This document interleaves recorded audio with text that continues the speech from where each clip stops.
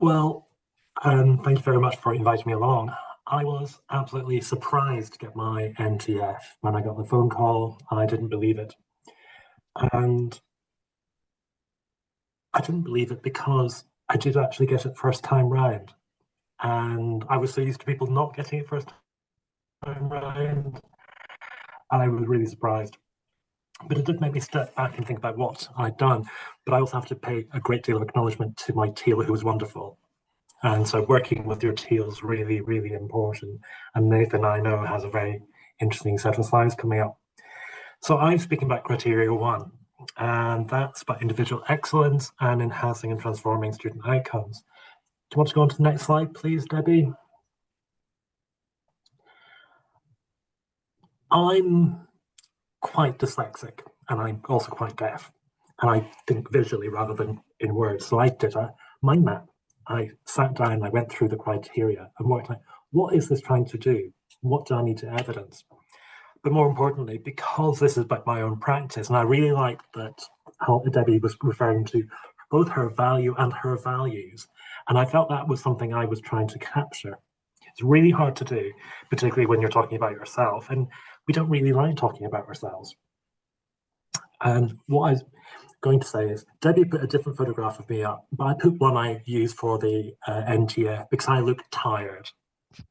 And I think it's important that we recognize we're probably doing this amidst everything else in our day job. And I think it's really important that we sort of understand why we're applying. And doing this criteria really made me think, well, what have I done for my students? I returned to academic life in 2012, having been in government. And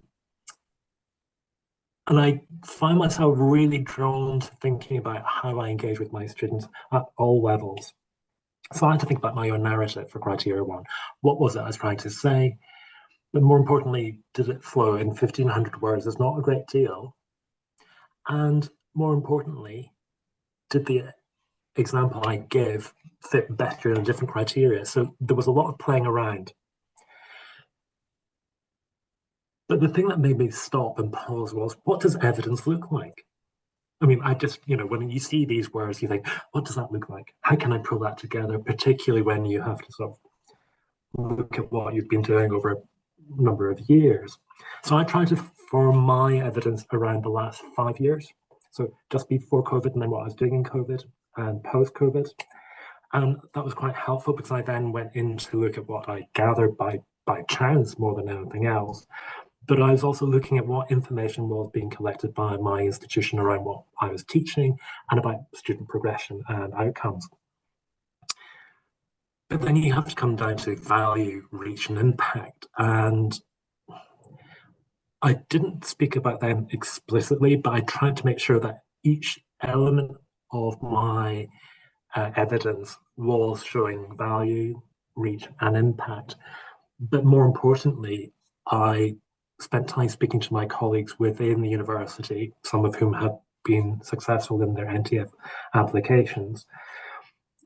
But again, we don't look at anyone's application because it's so personal. At the beginning, I thought, oh, it'd be really helpful to see, but to be honest, it's probably best you do not look at anyone else's. But I did give it to a critical friend who has worked with me and is no longer in my institution. And their input was really helpful. They made me understand more clearly what I was trying to articulate. And they felt I was using a good range of evidence. But the thing that I decided to do at the end was to summarize that evidence very quickly for everyone, to remind them what I was saying above, and making sure that my narrative in that section was as explicit as I hoped. Because I was also trying to make my criteria one slightly different from my criteria two and criteria three, rather than making them all the same. Can I have the next slide, please, Debbie? So I decided to use the reviewers' comments which come through. And the comments are always constructed, not assuming that you've just got it. So they're both positive and constructive in case you have to resubmit. So we have 3 reviewers. The second reviewer didn't really say very much. That's different from reviewer 1.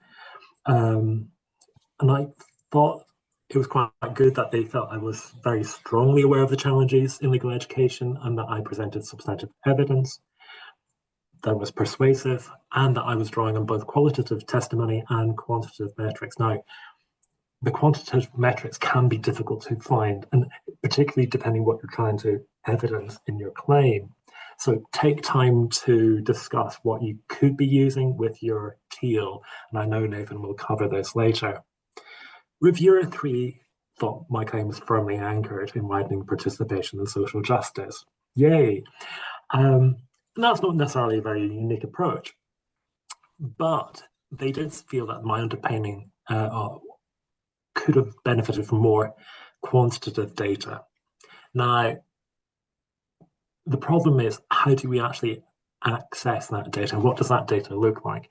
But it was a good way of reminding me that, okay, I pleased two of the reviewers, but one reviewer thought, actually, I would have liked to see a bit more of the quantitative metrics.